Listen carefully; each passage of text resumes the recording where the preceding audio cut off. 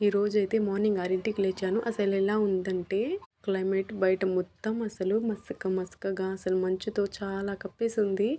ఇంకా 5:30 అలా అయిందా అనుకున్నాను టైం. చూసేసరికి 6 ఉంది.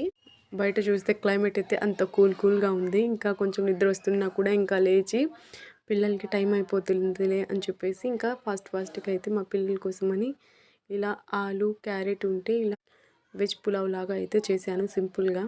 నేను ఇంత ఫాస్ట్గా లేచి ప్రిపేర్ చేసినా ఏం ప్రయోజనం చెప్పండి. మా పిల్లలైతే త్వరగా లేచి రెడీ అయితేనే కదా టైంకి రీచ్ అవుతారు. 2 డేస్ నుంచి మా పిల్లలు త్వరగానే రెడీ అవుతున్నారు. ఏందో నాకే అర్థం కావడం లేదు.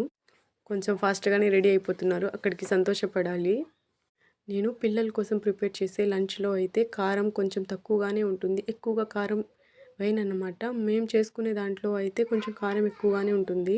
ఇది పిల్లల లంచ్లో కదా ఇలా అయితే చేసేసాను. దీంట్లో కారం కొంచెం తక్కువగానే ఉంది. ఎక్కువగా ఉంటే కొంచెం కూడా తినరు మా పిల్లలైతే.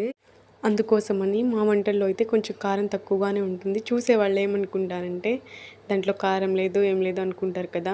మనం నోటికి నచ్చినట్టు మనం తినొచ్చు, కానీ పిల్లలు కూడా తినాలి కదా, చిన్న పిల్లలు. అందుకని చెప్పేసి కొంచెం కారం తక్కువగానే ఉంటుంది.